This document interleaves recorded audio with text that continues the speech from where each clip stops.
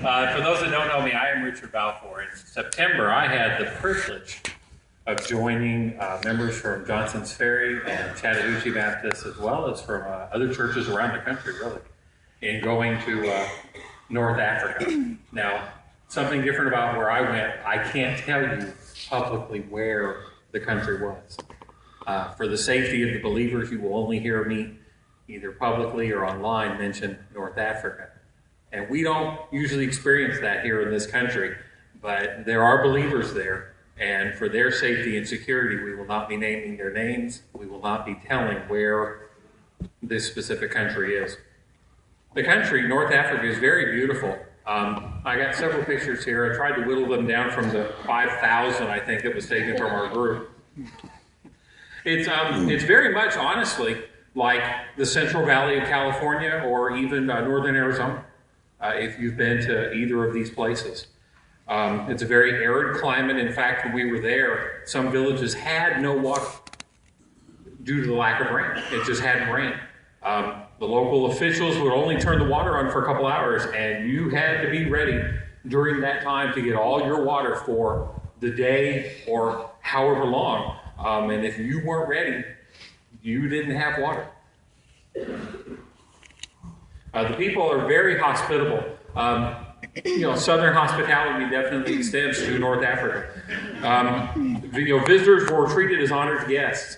And, every family, regardless of how rich or poor, they always had one room set up 24/7 to receive guests. And when you came in, you were given mint tea and snacks of some kind. I'm not a tea person, yet I drank more mint tea than I've ever drank in my life. And it was actually kind of good. In one place we went to, we actually walked through an olive grove into this, a tent set up where we were served a 2-course dinner. We reclined on pillows. We drank, of course, more tea.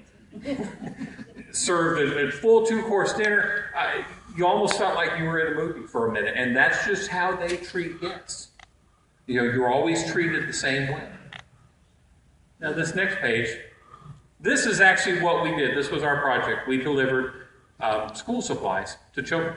They don't have the Walmart. They don't have, the means a lot of times to be able to go and get these supplies. So what we did is we packaged them up. And as you can see here, it was nothing really much. We would then package them up in the bags. We would put them into backpacks and place them into these blue sacks that you see us sitting on. And during that time, we put 25 in a sack. We handed out 3,000 backpacks during the 10 days that we were there. This is just, I think there was 500 at this school that you're seeing right here. There's just 500 backpacks that you're seeing right here. And we would hand them out actually to individual children. This next criminal shot, there you go. That's a mug shot. We would line up and welcome the children as they came in. And you can just scroll through these, Scott. Each school had the same reception, right? The kids were all excited to be there. In some places, they sang songs. Some of them were early to be there. Each child was greeted with a hug and a kiss, which is their custom. Over there, men would very often hug and kiss each other on the cheek. And that is the way they greet. I don't do that here, but as we learned over there, Africa wins. So, and no child left without a hug. We hugged every kid when they came in, and we hugged them when they left. And you can see as we scroll through these pictures here, everywhere was the same. More kids than we knew what to do with. You really couldn't, every time you turned around, there were 5 more kids coming down the road. And when they left, they had huge smiles because they get to go to school. As a parent, I don't hear my kids walking down the street skipping and singing as they're going to the school bus door. They literally greeted us with song. They greeted us, one class in particular, when they sang to us, it was in French, and I don't know French. So I don't know what they were saying, but they were smiling, so I'm assuming it was a happy song. What amazed me also, the schools looked very much like ours. On the inside, we saw Mickey Mouse, and we saw Like what you would see in a kindergarten class where you see apples and horses and words. Just very similar to us, but a lot of it was in French. So one of their primary languages there was French. But you can see, just a sea of kids, and these are just one school. Now this next one, I actually captured a picture of the First Baptist Church of North Africa. There isn't one. Now I want to imagine, if you will, you're a Christian, but you can't go to church. You can't fellowship or even publicly acknowledge that you're a Christian without facing harsh punishment from family, the community, and the secret police. You have no access to God's word in your language, and in fact, it's actually illegal to share your faith and evangelize your neighbors or families. Now they assumed, their assumption is Americans are Christians. That was an assumption that they made. And so when we were there, they knew we were Christians, and we were allowed to have our Bibles. But we were not allowed to say certain words like Jesus, or church, or pastor, or mission trip. We couldn't pray at dinner. We had to yark, which is pray backwards. And we would do that simply by having our eyes open. You couldn't hold hands, you couldn't bow your eyes or any of that. Because everywhere you went, we were being watched. And they were reporting us, our bus drivers. It was said that 50% of the people are the secret police, and the other 50% work for them. And that was actually told to us by the head of the secret police. So, if all this is true, how is it a mission trip if you can't say the word Jesus? John 13, 34 and 35 says, "A new commandment I give to you, that you love one another. As I have loved you, that you also love one another. By this all will know that you're my disciples, if you have loved one another." You see, by us sharing the love of Christ and meeting their physical needs, as well as our smiles and our attitudes and our behaviors, because we met challenges. We went to one place where we were told in a whole area we had planned on working and we couldn't. We would go to one school and start working, and then the next minute we'd have to pack up and leave because we're being kicked out. But yet we always kept the love of Christ on our face and in our attitudes. But by doing that, we're sharing God's love. We reach out to the local people. We provide for their needs. In the winter, they provide blankets to the mountain people. It actually gets very cold. They host medical and dental clinics. There's special food bags that they do for the widows at Ramadan time, where they bring them in and they love on them.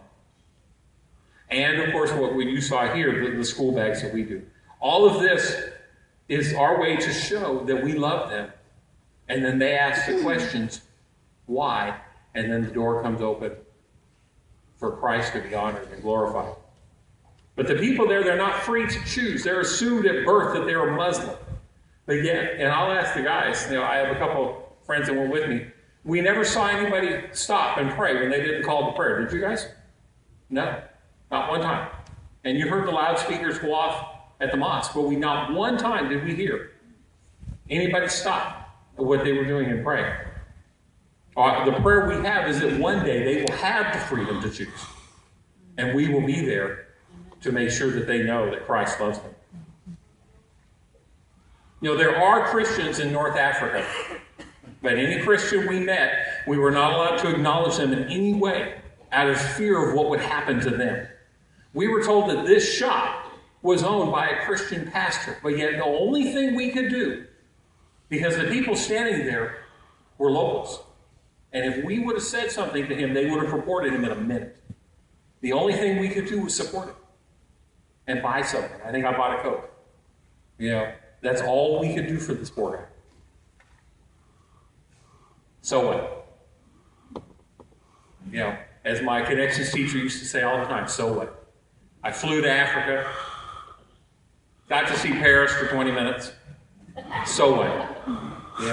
I will never know what impact I had on those local people more than likely. God knows. I know for me, God showed me that he loves the people of North Africa. That God loves the Muslim.